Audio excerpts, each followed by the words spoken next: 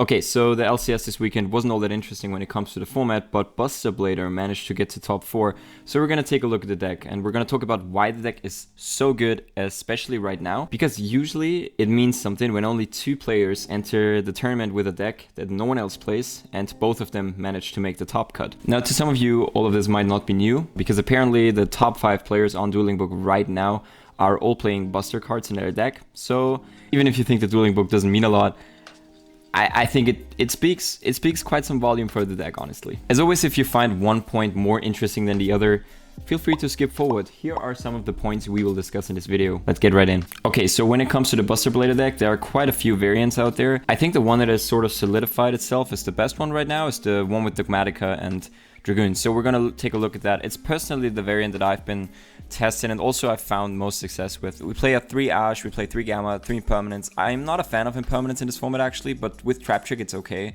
Ash versus Dino and Gamma versus Combo. When it comes to the engine cards, let me talk about this for a little bit here actually, because this is the most interesting part of the deck. So this is a Buster Blader deck, but it's basically a Buster Blader, Dragoon, Dogmatica pile. I don't know. You have 9 really good cards with the Buster Blader engine, and you have 4 really terrible cards, right? You have 4 bricks. The 2 Buster Bladers and the memories are bricks, and the 9 engine cards or the 9 better cards are the ones you want to draw all the time. The Buster Whelp is a normal summon Stratos. It gets you to the prologue. The Trap Trick gets you to the prologue, so everything should end in the prologue. And the prologue mills for cost. It gets your lock going, which we're going to talk about in a few moments here, but it's basically your win condition. I think when it comes to the ratios, there's not really much to argue about.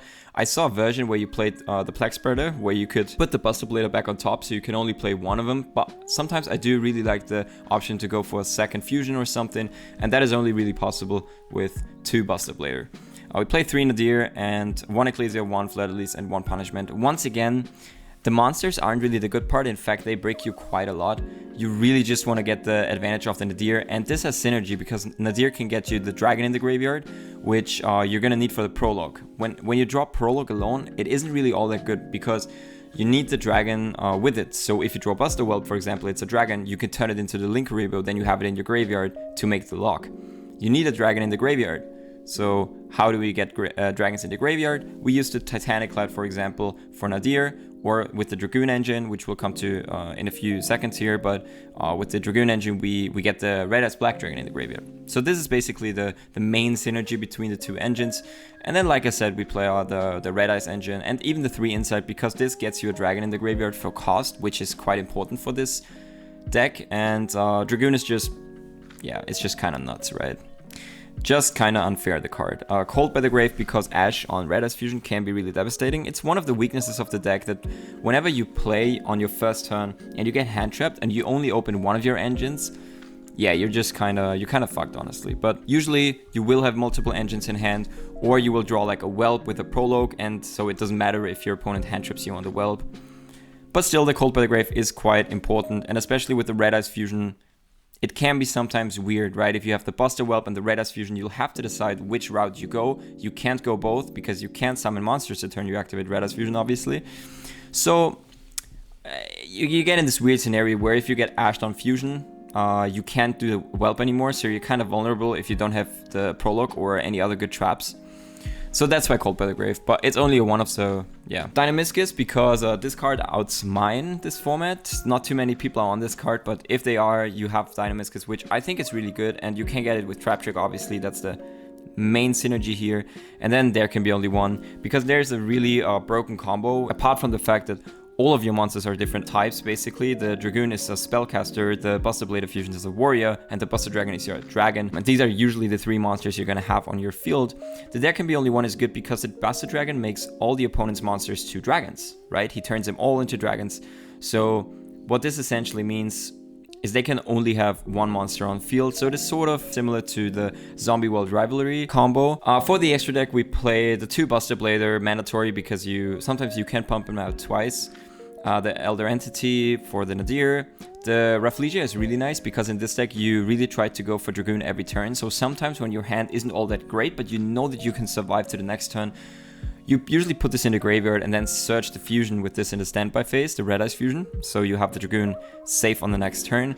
The Dragoon, yeah, it's Dragoon. The Ash Dragon, good because it's Dragon and makes your whole engine better. Buster Dragon also 2, because sometimes you make 2, then Hot Rod Dragon, Archfiend Abyss. With the level 1 tuner, you normal sum the level 1 tuner and go with Buster Dragon at the level 1 tuner to into the Archfiend Abyss. The level 8 dragon would die anyway at some point, so the Abyss can be really nice. And then just random Link monsters. All of them can come up, especially Anaconda, and the Protector Whelp has obviously even better synergy or implications in this deck. For the side deck, Droll and Lockbird, combo, Nibiru, also combo. And then I gotta say that the control matchup is kind of hard. Like, sometimes if you play against the trap decks, it can be really annoying.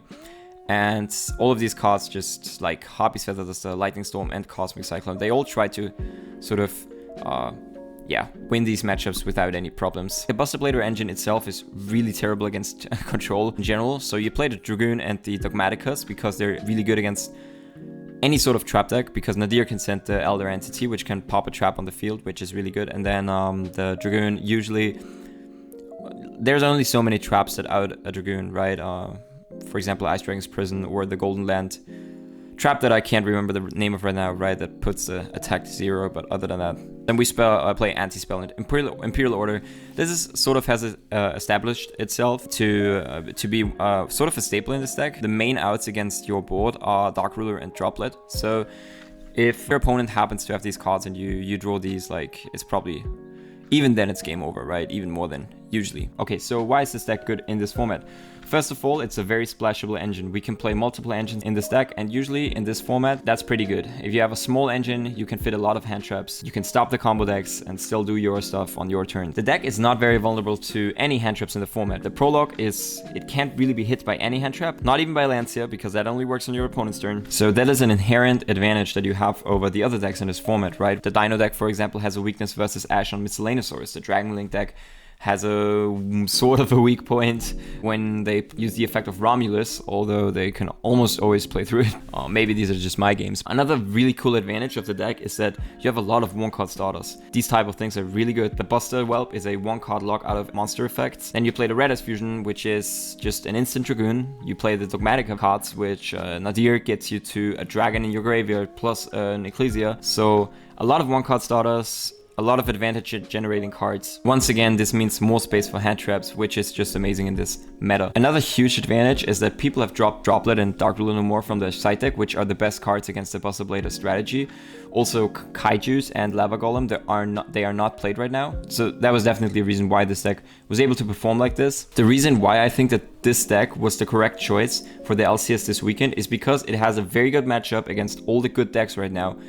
It has even an okay matchup versus Invoke Dogmatica, but it has a very good matchup against the Dragon Link deck versus the Infernoble and the Dinosaur matchup, which the Dinosaur deck can beat almost any deck and has a good matchup against any deck except for this deck.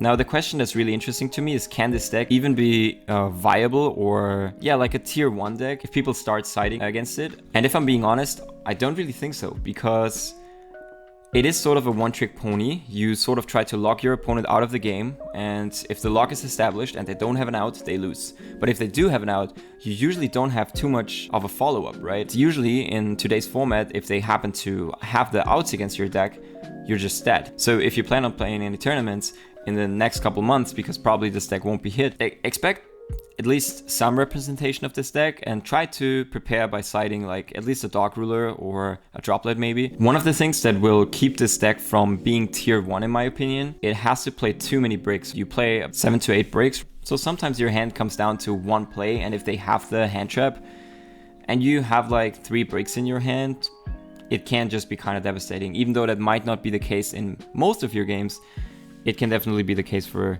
some of them, and there will be a match where you won't draw very well twice in a row maybe. So I don't know if I would play this deck at a big tournament, especially after the LCS and people know about this deck, but that definitely doesn't mean that the deck is bad. Okay, so for this replay we have a match versus the Goki Warrior deck. So this is basically a worse version of the Infernoble deck in my opinion.